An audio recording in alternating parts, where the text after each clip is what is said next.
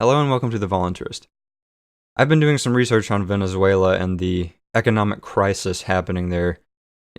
People eating from the garbage, there not being enough medical supplies to help anyone, and there not being even enough toilet paper for people to keep in their houses, and so many people going without food, and all of these terrible things.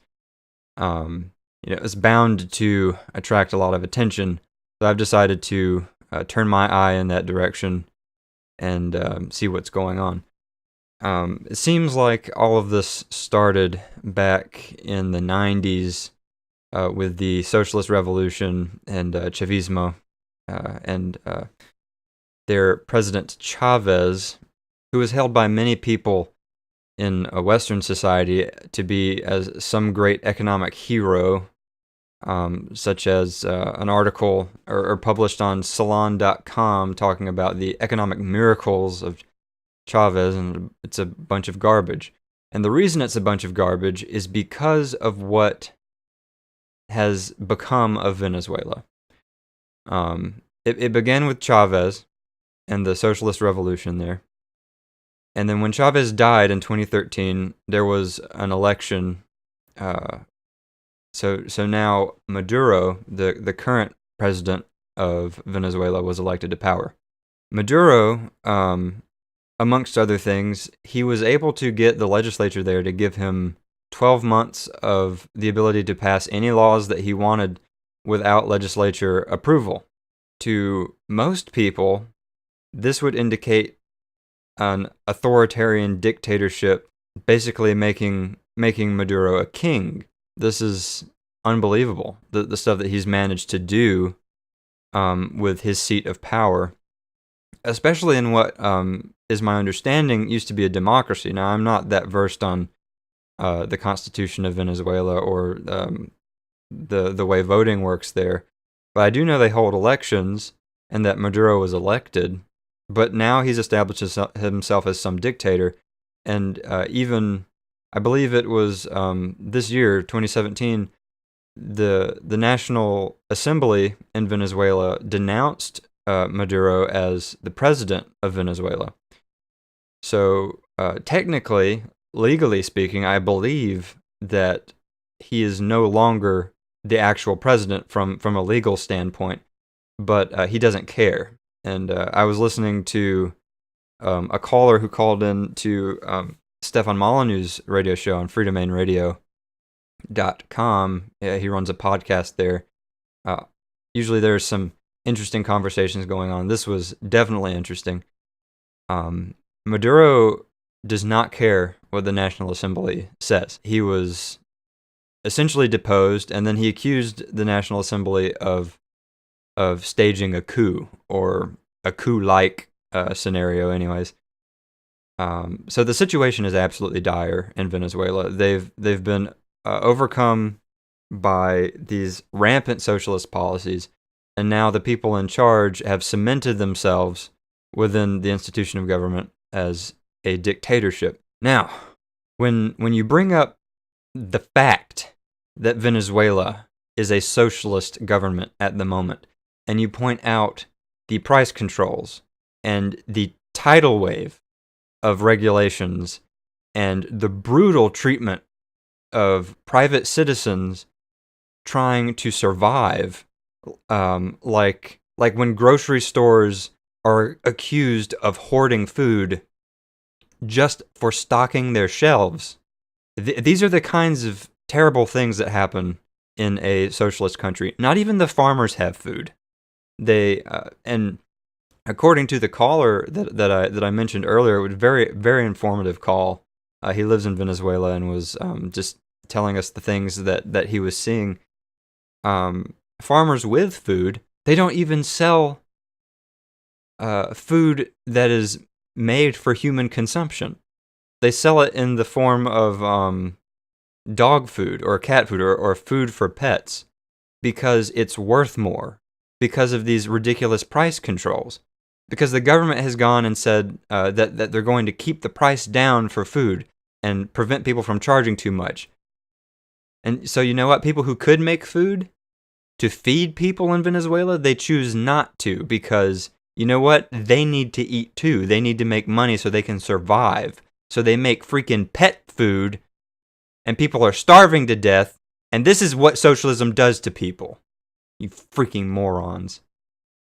Pisses me off. I've been mad about this for I tried to avoid it, right? I was like, okay, it's just Venezuela.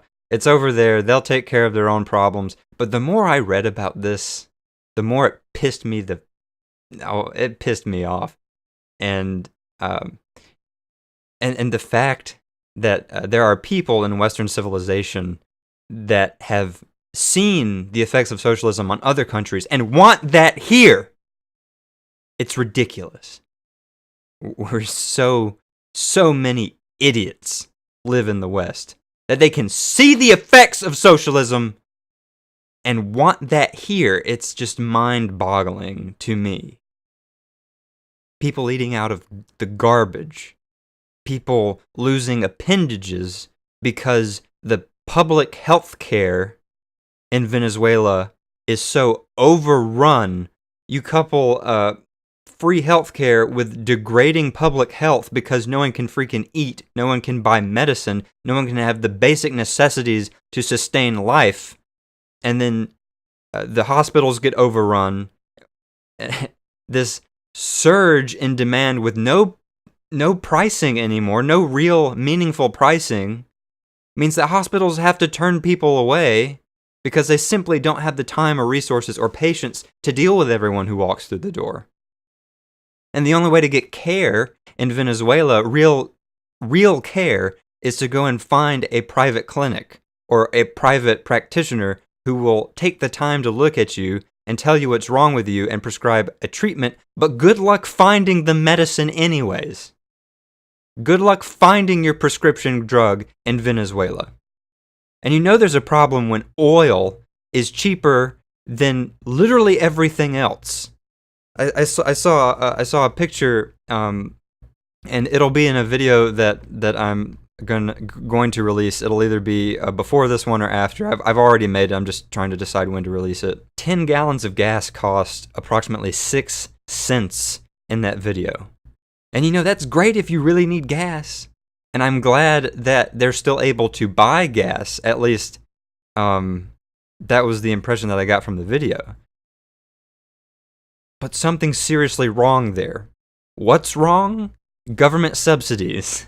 The government of Venezuela is so heavily subsidizing oil and gas that it can be that cheap. And all of these price controls and subsidies and regulations, they're distorting the market so badly that it's caused starvation and rampant unemployment and inflation that has reached into the 700s range for percentage-wise, and it might be higher than that. That's just the last stat that I heard. You know what? We're going live right now. I'm going to give you a live update. Current inflation rate in Venezuela. Consumer prices in Venezuela jumped 800% year on year in 2016, following a 180.9% rise in 2015. So it's gotten ridiculous, guys. You cannot save money in these conditions. You put money in the bank, the very next day, you've lost it. You have to spend your money as soon as you get it. You can't build an economy on that. There's no savings, no investment. You can't do it. The economy cannot grow under these conditions. It is not possible unless the government prints more money and then gives it to businesses. But then what that's going to do is worsen the problem of inflation.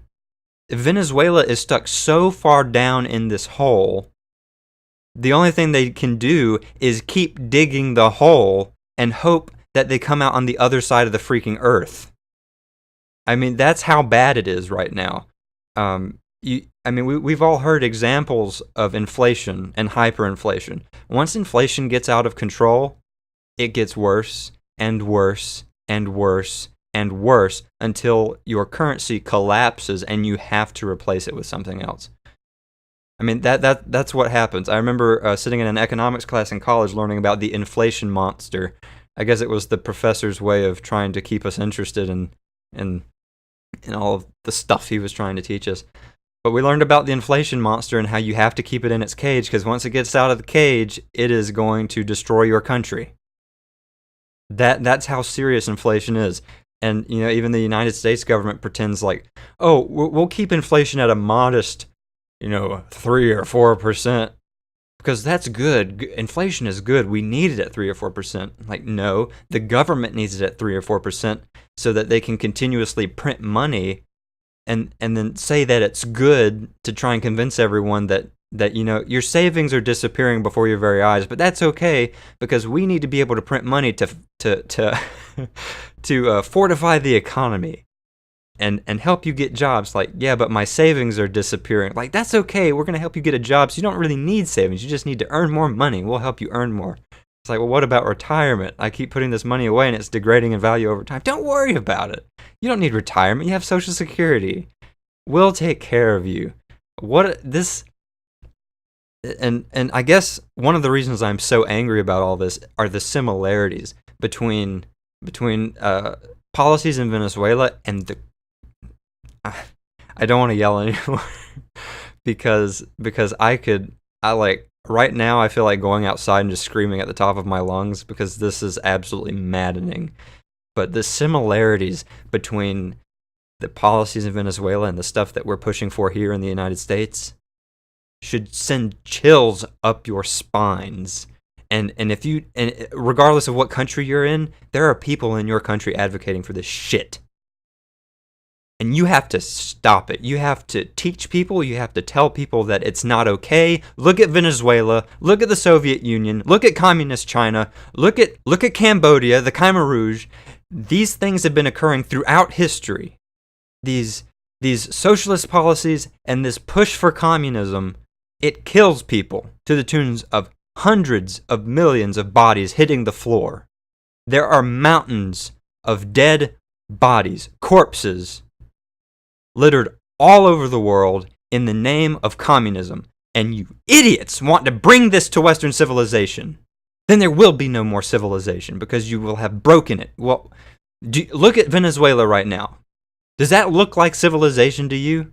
Does that look like people are getting along and working together? They're beating each other in the streets for bags of freaking flour. You've got to be kidding me. How could you want that in America? How could you want that in the West, in England, in Germany, in Europe? And what's more is when you point this out, when you tell a socialist that this is socialism, they'll say, it's not real socialism. It's not real socialism because the people aren't cooperating. It's only partial socialism because they haven't gone full in on it. They haven't totally seized the means of production from everyone and totally subjected everyone to the will of the government. And you know what? This is a really telling argument on the count of socialists.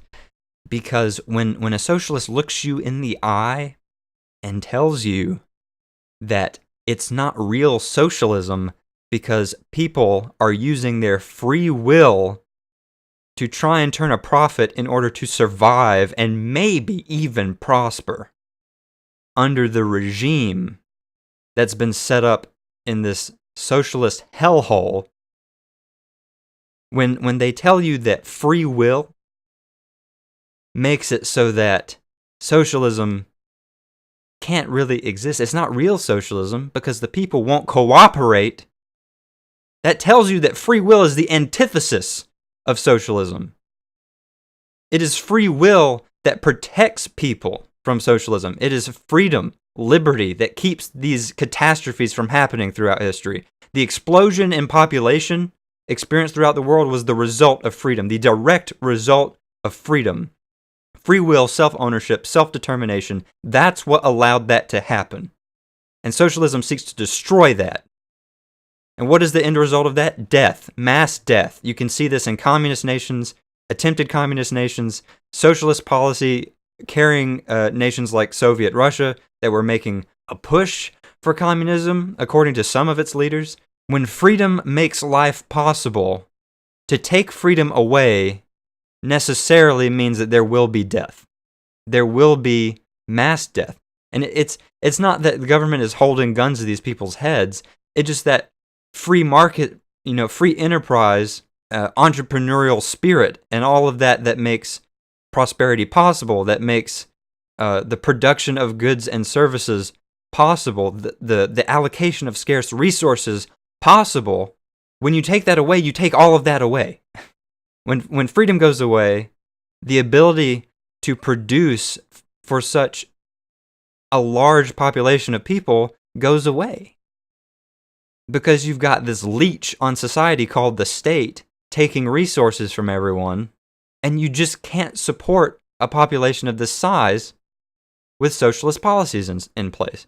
So eventually, if things don't turn around for Venezuela, it's going to get worse. There's going to be starvation. The death toll is going to rise as people grow more and more scared that they're not going to be able to eat. It's like a rabid animal backed into a corner. Okay, so I had to get that off my chest. I needed to talk about this because I see the suffering that's happening in Venezuela, and it's awful. It's absolutely terrible. And we have to say something. We have to spread this message. We have to tell the world what is happening in this country and keep it from happening in other places. Because there are people all over the world advocating for the same crap that Chavez and Maduro have implemented in Venezuela, and we have to stop that from happening in the places where we live. So whatever country you're in, you need to know this.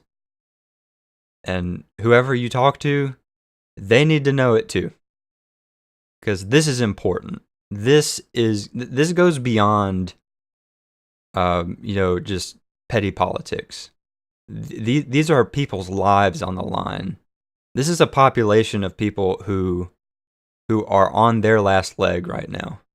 They are a hop, skip, and a jump away from starvation on a large scale. And we've seen this happen before in history. We know it can happen. And it will if things don't turn around. So before I continue, before I get worked up again, I need to talk about this because I care about those people. And I care about everyone else in the world too. And socialism must be ended. It must. For the sake of hundreds of millions, if not billions of people's lives. Okay, thank you for listening to this video. Definitely more passionate than I've ever been in any other video. I hope that's not off-putting to anyone, but this matters. So, thank you for watching, and I hope to see you in the next one.